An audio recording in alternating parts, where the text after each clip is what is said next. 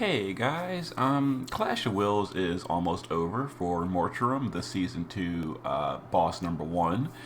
I have been trying to perfect score damage cap a level 81 240% modifier run now that I have EX3 Carton, and I am like right there on the edge. I think my best run was 9.8 billion. So close to the damage cap, but it is not quite there. So time is running out, and I really wanted to put out another budget run before this event ended, but it's just, I've been spending most of my orbs trying to roll variants. It's now the last day. I just woke up. I'm going to do a few more runs real quick this morning. I'm going to record them, and I'm just going to go ahead and post my video. It still gets an overall decent score. You can look right here, and you can see that currently I am rank number 123, which is still decent. It could be better though. But assuming I'm able to get a damage cap, the score is 701 240. So 701 240. If I can get that extra 100 million, boom, I will be rank 39. I'll be sharing rank 39 with the other like 50-ish players that are sharing rank 39. Yeah, I can join this huge 39 crowd and share those 39 rewards with. It's so far it's off the screen at this point. So there's more than 60 players sharing that rank. If I can somehow get variants to give me that extra 100 million, I'll be there too. For me, it's just a gear problem. And I guess not having Ibarra EX3 is kind of a problem as well, because Ibarra EX3 would do better than Sephiroth for this run. Anyway, we're going to level 81, 240%. If I can get an extra 100 million, if I had Ibarra EX3, I'd replace with Sephiroth. It'd be easy clap, but whatever. We're going for it. Let's go. And I'll show you a decent roll, but this clear, just with my gear, is so far a little bit short of that damage cap. Alright, so we're going to go ahead and for morale gauge, we're going to Jade with Laura. We're going to Chaos Grenade with Dual Wield on a Carton, and we're going to retarget our teams. We're going to Dual Wield or Chaos Grenade, retarget the team, and break our own party. The reason for that is we need bonus morale, and breaking six extra units on our team, each one of those counts for morale. And because we're not using Kresnik, we need to use all the tricks in the book to get morale. So that's a way to do it. Not having Kresnik is really challenging on the morale gauge. We're not using Kresnik. I do have him, but I'm not using him because he doesn't add any bonus damage. Alright, so we're going to go ahead and shift Sephiroth and Sky and stack them up. Louise is going to barrage, and Ling is going to shift, and we're going to, let's see here, Blythe, moving, and rallying. And we're going to stay in the shifted form of Ling the entire fight. She got some auto buffs from the base form, including, I know people are going to get mad, the Reflect Ring. But at this point, I am using every trick in the book to get my own personal score higher. And I want to do another budget run today. I just need to stop using all my orbs trying to get my own score higher, and I can focus on making one more budget run, which I have been meaning to do. It's just a matter of orbs and time is running out. Alright, so there's the stuff. We're using accuracy down on the boss, evasion on a party, etc. Usual expensive team. Alright, so we're going to go ahead and go back to the base form with Sky and Sephiroth because they are not evading, or not full evade in the shift form. They're only 50 evade. Let's go ahead and Jade for the morale, and then retarget Chaos Grenade. And it's important the first Chaos Grenade hits the boss. You don't directly target your team because you want to break the boss and your own team. So the first hit of Dual Wield breaks the boss with Chaos Grenade. The second hit breaks your own team, and it boosts morale. Sephiroth is going to barrage this turn, as well as Sky for more morale. And because you need to deal 300,000 damage to the boss every single turn, if you don't, morale goes the wrong direction. We're going to use Louise this turn, so it is modified and triple ionic. And Ling is going to go ahead and Blythe and double moving dance, again, just for morale. Yeah, we swapped out Kresnik for Ling because Ling is going to be bringing a slightly higher fire imbue, or higher amplify for the party over Louise's. She also brings 150 Undead Killer, which is something we didn't have before. And Kresnik brings neither of those. Although, because of that, the morale is a lot harder. Ling is our provoker now as well. Alright, so once again, we're going to Jade and then retarget Chaos Grenade on our own party with Carton. Alright, Sephiroth can barrage again. Louise on this turn can go back to barraging. We're going to go ahead and shift Sky and do her LB. Now, you might have noticed that we did LBs on turn 1 and turn 3. We did not use a Limit Burst on turn 2. We're not going to use an LB on turn 2 or turn 6. And by doing this, the boss will never use Open Wounds, which is that huge imperil. And it makes gearing a little bit easier. Because now Ling is our provoker instead of Louise. Because I wanted every speck of damage on Louise. And Louise had to use a bad vision card to be my provoker. So now Ling is our provoker instead. And we're not triggering Open Wounds. So it's a lot easier. Well, a little easier to gear. It's still pretty hard. Anyway, we're going to Blithe, we're going to Moving, and we're going to Celestial Dance here. The reason for Celestial Dance is just to activate Triple Cast again. Because we're not shifting back to the base form with Ling at all. So, because we're not shifting, we got to keep her Triple Cast active by other means. Okay, this turn is the AoE stop. We're not all immune to AoE stop. You'll notice Sky has now been stopped. You could gear for it, you could buff for it. I don't want to buff for her because it wastes actions. I don't want to gear for her because she's currently in her DPS form. It's not really a problem that she got stopped. We'll just use Ling to dispel everything. So Ling is going to AoE dispel, and then we're going to just, again, fill morale with her. Back to the base form with Sky. Alright, so after Ling AoE dispels, then we're going to use Laura to exercise Jade. And this turn, Sephiroth is going to do the Chaos Grenade. We're going to be shifting Carton. Make sure you do Sephiroth's Chaos Grenade before you shift Carton, because Carton is not fully evasion in the shift form. Now, as far as Sephiroth goes, make sure he's dual wielding in the base form so he doesn't have any accuracy. So we're going to go ahead and Chaos Grenade, retarget the party, and it'll miss because of evasion. Okay, now we can shift Carton on this turn and do his shifted LB for the modifier boost. Turn 4 is the last turn you can really do it, because on this turn the boss is going to AoE zombie the party, and we need Carton to go ahead and do this before we get zombied, because we're not using Kresnik, we're not curing zombie. So if he does his LB after the zombie, he's going to die because it drains life. But we'll go ahead and do his shifted LB here. Sky is going to do barrage. Alright, so we're going to use accuracy down on the boss with Louise. Carton only has 40 natural evade, and I didn't waste any DPS by gearing for the other 10%. So there's a 10% chance on this turn the boss's one and only AoE physical on turn 4 hits Carton. 90% chance it misses, 10% chance it hits. If it does hit, runs over, wasted orb, go back again. 10% of the time, that'll happen. It seems more like 25%, maybe it's just luck. I'm getting unlucky on those rolls, but most of the time, it'll miss Carton on this turn. So this round, Louise is going to Magnus for the accuracy down. It's also going to be a 90 Spirit Break, and it'll still be there on turn 7 when we burst.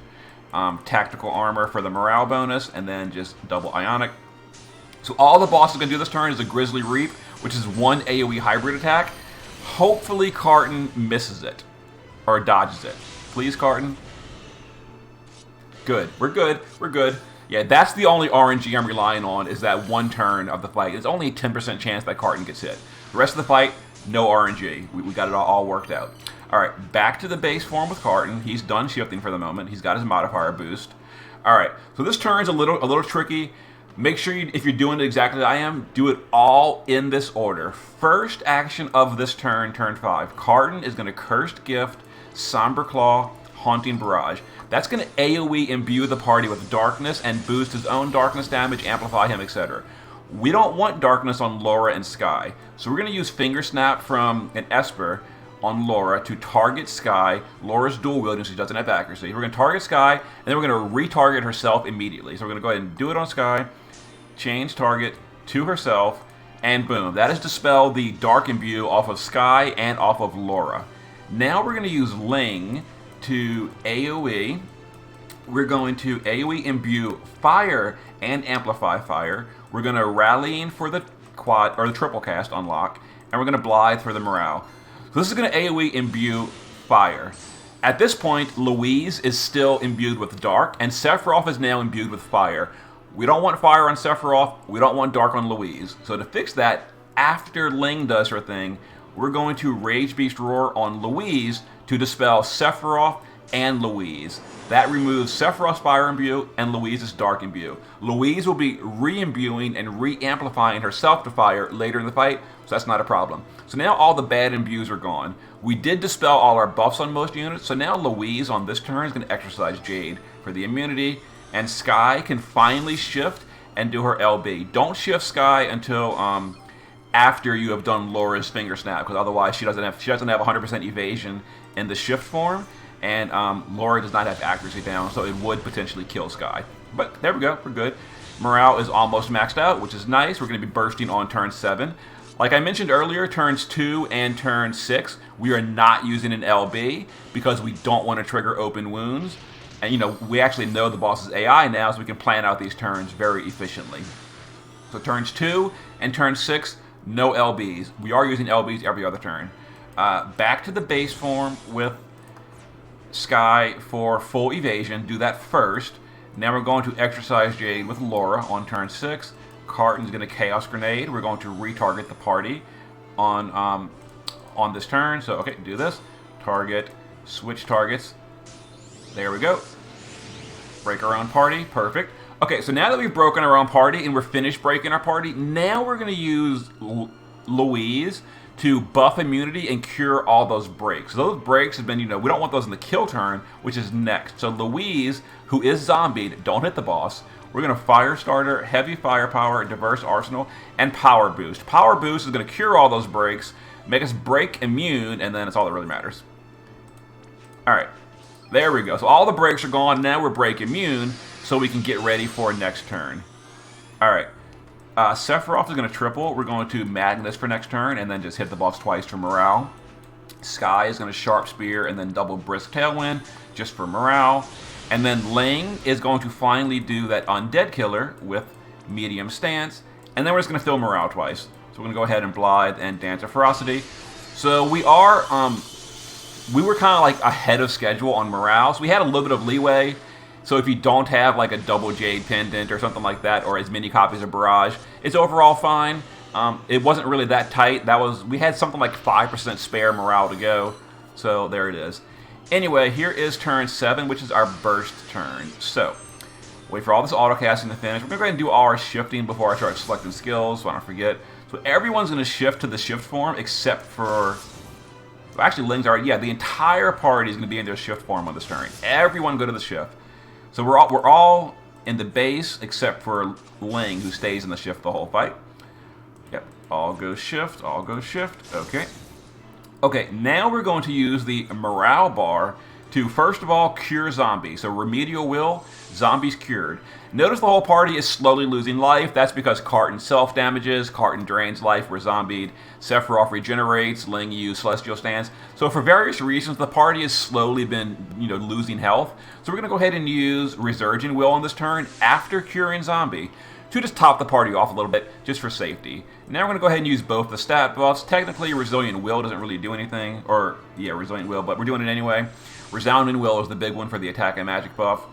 Okay, so Louise is going to quad Disarming, or 3 Disarmings and a Neutralizing. Ling from an Esper is going to quad Firega with the Irenes Ring. We've got her on Ifrit with Firega learned. Yes, I had to respec my Esper for this. Sky is going to do her shifted LB, Seph's going to do a shifted LB, Carton is going to do his Frenzy, and Laura is going to do Volatile. So the timing for this is going to be Louise and Ling are going to go first. They're going to chain Chaos Wave Awaken together. That's going to put up the gun in peril for the rest of the party and start building that chain. We're going to let the chain hit max modifier before the rest of the party jumps in. Then we're going to go ahead and click Laura first. That's going to put up that 90 defense break for the rest of the party. And then we're going to chain Carton. So don't wait too long. Carton still got to chain perfect frames with Laura. Just make sure Laura clicks first before Carton.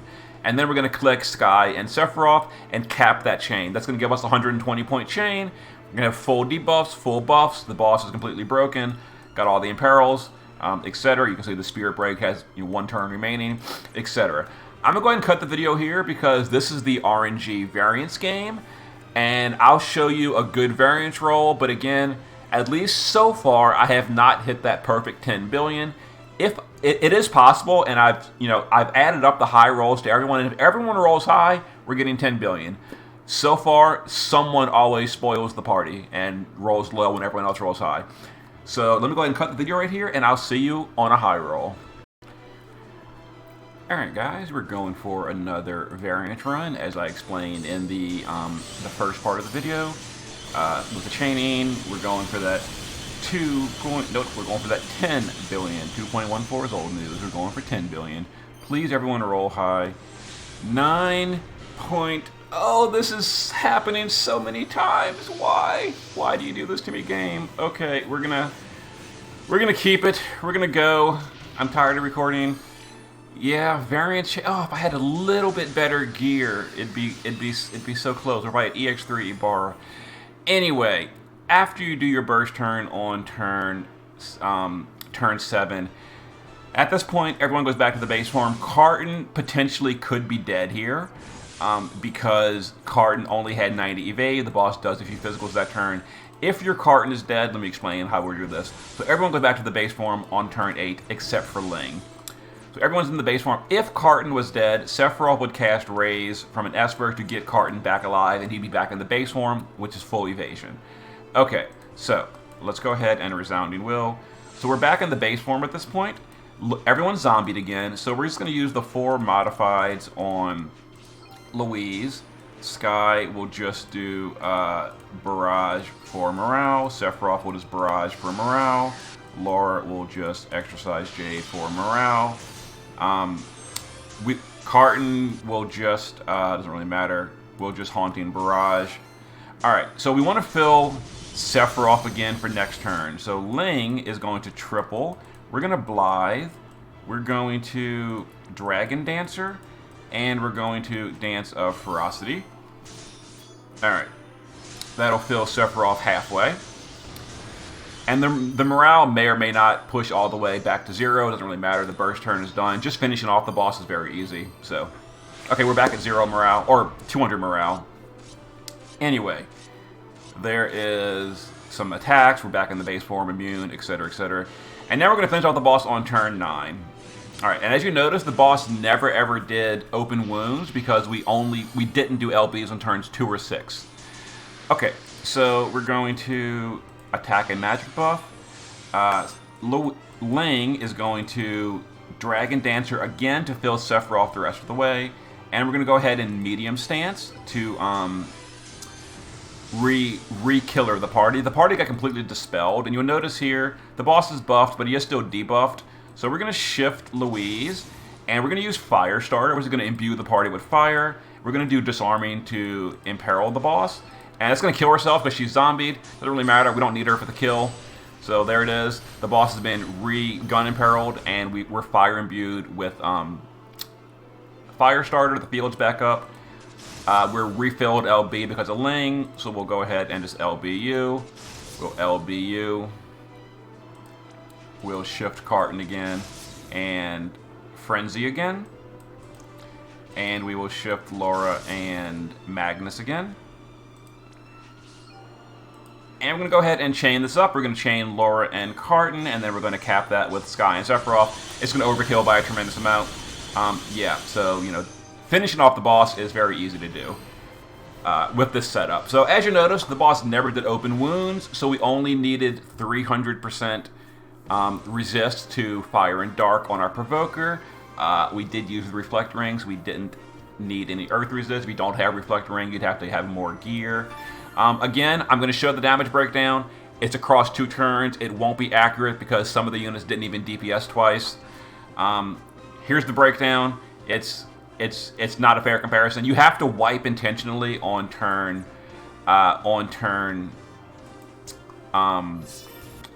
after your burst turn to see an average breakdown. And I'm gonna go ahead and show you an average breakdown. I'm gonna go ahead and my score went up a little bit. Yeah, I actually apparently got a tiny bit higher score. I need to hit that perfect score though to get that rank 34 share. But I'm gonna go ahead and real briefly edit in a damage breakdown of showing what the damage looks like when you intentionally kill your team after the burst, so you're only seeing one burst. Let me go ahead and edit that in real quick. All right, guys. So here you can see this is a previous run. This was like a 9.6 or something. One of the runs. This is just to show you. This is where after my turn 7 burst, I intentionally killed off my own party so I didn't have a double burst to skew the numbers. This is what this team looks like on just an average roll. So Sephiroth is doing something like 1.5, 1.6 on a decent roll. He can go as high as 1.8 on a perfect roll. If you have EX3 Ibarra, she can do about 2 billion, and she would make this a relatively smooth damage cap. I don't have EX3 Ibarra, so I can't quite do that. Full Moon Carton on this roll had a pretty good roll. At EX3 with the double hand build, I'm going to show you the gear in a moment. He's doing somewhere between 1.9 to like 2.2. So this is almost a perfect roll on Carton, that attempt. Laura is doing somewhere between 2.8 to 3.3. So she had like a middle roll this attempt. Sky did a bad roll this attempt. She goes as high as 2.3 as well. This is like a low roll for Sky. Louise is usually around 900 million. So that's pretty average for her. So yeah, so on this attempt, as you can see, we had a real bad roll on Laura and we had a bad roll on Sky and a middle roll on Laura. Like if Sky had rolled high and Laura had rolled high, it would have been, fine. And I'm gonna show you another run real quick. I'll be right back. All right, guys. Here's a different run. This was my most heartbreaking run I have ever done because, as you can see here, everyone rolled good, and Sephiroth rolled absolutely bottom minimum tier on this run. He killed me. He killed me this run. This run was a 9.5 billion run. As you saw from the previous screenshot, Sephiroth rolls as high as like 1.8. He got 1.6 on the last run. If Sephiroth had just rolled even middle variance on this run, I'd be a perfect score. This run kills me. But here's just another run where I intentionally killed my party after not hitting the damage cap, just so I can see the breakdown. And yeah, Laura rolled high, Sky rolled perfect, Carton rolled high, Louise rolled above average, and Sephiroth rolled the absolutely bargain basement minimum on this run. Like, shame on Sephiroth for that run. But yeah, in any case, let's go ahead and bring back the regular game, and we will show you the gear and all that. Okay, so here is the party that we used.